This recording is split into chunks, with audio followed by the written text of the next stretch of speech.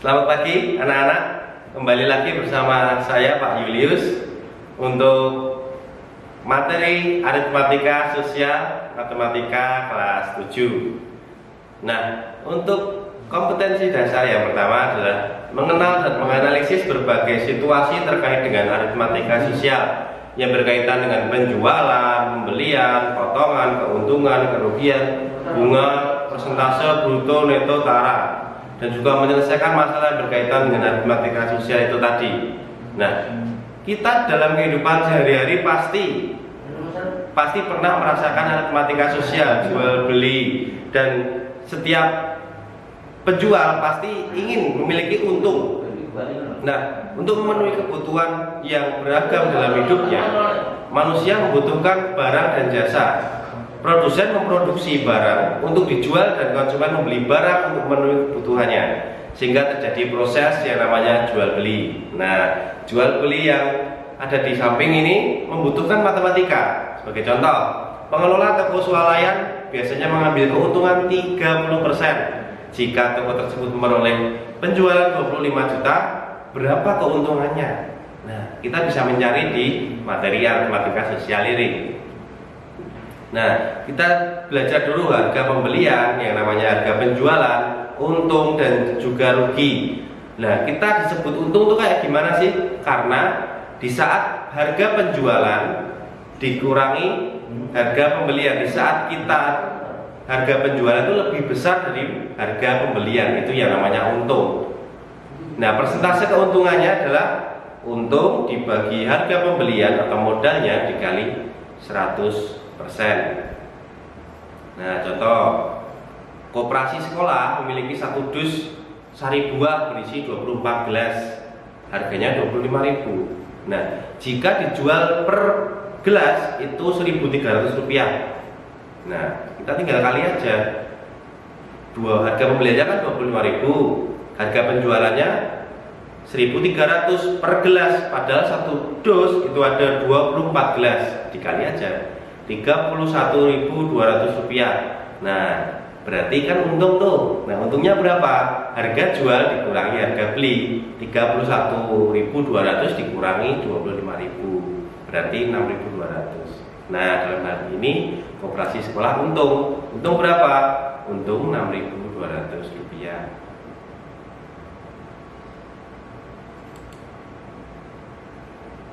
Rugi dan juga persentase rugi. Nah, rugi itu diperoleh dari mana? Jika harga penjualan kita kurang dari harga pembelian. Nah, untuk harga pembelian berarti lebih besar daripada harga penjualan. Nah, rugi di sini bisa dihitung dengan harga pembelian atau modalnya dikurangi dengan harga penjualan. Untuk persentase ruginya bisa dihitung dengan rugi dibagi harga pembelian dikali 100%.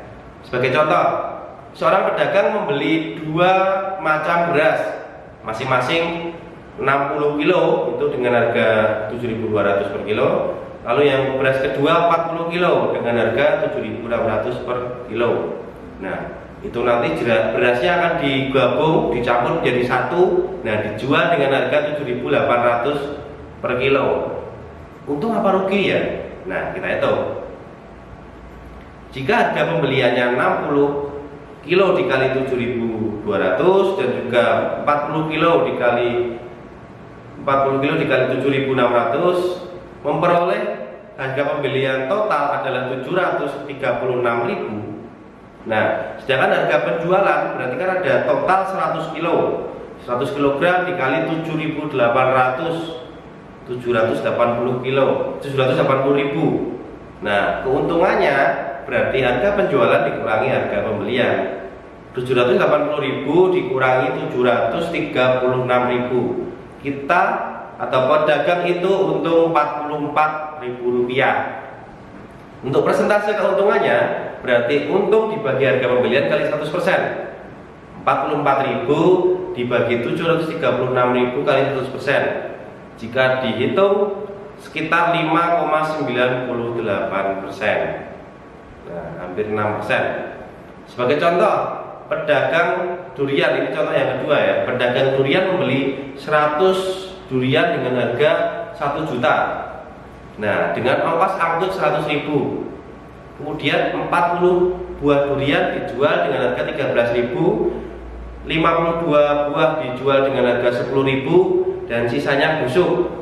Nah, itu untung atau rugi? Jika rugi berapa? Mari kita hitung. Dengan modal 1 juta ditambah 100.000, berarti ada total 1.100.000. Nah, kita hitung harga penjualannya. 40 durian dengan harga 13.000 per buahnya dikali, menghasilkan 520.000. Lalu yang kedua, 52 buah dijual 10.000, berarti 520.000. Jadi dengan total 1.040.000 karena sisanya busuk itu tadi. Nah, berarti kan rugi itu. Dengan modal 1.100.000, harga jualnya hanya 1.040.000. Ruginya berapa? Dikurangi aja. 1.100.000 dikurangi 1.040.000, 60.000. Persentase ruginya berapa? Tinggal ngitung ruginya berapa tadi? 60.000 per modalnya 1.040.000 total ya, dikali 100%. Ada sekitar 5,77%. Nah, berarti harga penjualan tadi kan harga pembelian ditambah untung, atau harga pembelian dikurangi rugi. Kalau harga pembelian berarti harga penjualan dikurangi untung, atau harga penjualan ditambah rugi kalau rugi. Untuk mencari untung, persentase untung dikali harga pembelian. Kalau untuk mencari rugi, persentase rugi dikali harga pembelian. Oke. Contoh lagi, toko mainan menjual 30 buah mainan edukatif anak dengan memperoleh hasil penjualan 432.000. Dari hasil penjualan maka toko ceria mendapatkan untung sebesar 90.000. Tentukan harga pembeliannya. Nah, harga pembeliannya berarti kan harga penjualan dikurangi untung itu tadi. Ada harga penjualan, harga pembelian 342.000. Nah, tinggal dibagi aja 30, kan jualnya 30 mainan. Berarti per mainannya 11.400 rupiah. Ini contoh yang kedua, pedagang elektronik dengan harga 800.000. Nah, pedagang itu menghendaki untung 15%. Berarti aku harus menjual berapa ya? Nah, tinggal berarti untungnya 15% dikali 800.000. 15 per 100 kali 800.000, 120.000. Berarti pedagang itu harus untung 120.000. Tinggal ditambah aja, dia harga belinya berapa? 800.000. Berarti dia harus menjual 920.000. Nah, contoh yang ketiga, seorang pedagang membeli 45 buah semangka dengan besar yang relatif sama. Nah, ternyata pedagang itu ruginya 13.500 karena dia memperoleh hasil penjualannya cuma 495.000. Nah, berarti dia dulu belinya berapa? Tiap buahnya tuh dia dulu belinya berapa? Nah, berarti harga beli itu dicari dengan harga penjualan ditambah dengan rugi. Tadi 495.000 ditambah 13.500 jadi 508.500. Berarti dia belinya itu. Tapi total tinggal dibagi aja 45. Berarti per buah semangka dia dulu belinya 11.300 rupiah. Nah, sebagai contoh lagi, toko kain indah menjual 2 lembar kain batik dengan motif dan kualitas yang sama dengan harga 96.000. Ternyata toko itu rugi 25%. Berapa harga selembar kain batik? Nah, kita hitung dulu harga penjualan dalam persen. Berarti 100 dikurangi 25%, 75%. 75% dari harga pembelian 96.000.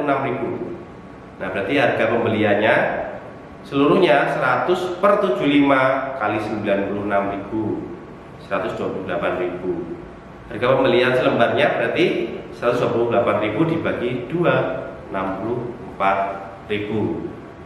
Oke, demikian presentasi Pak Julius menjelaskan mengenai aritmatika sosial. Ada quote, kenapa matematika lebih sulit dari sejarah? Karena memperhitungkan masa depan tidak semudah mengenang masa lalu. Selamat pagi, Tuhan memberkati.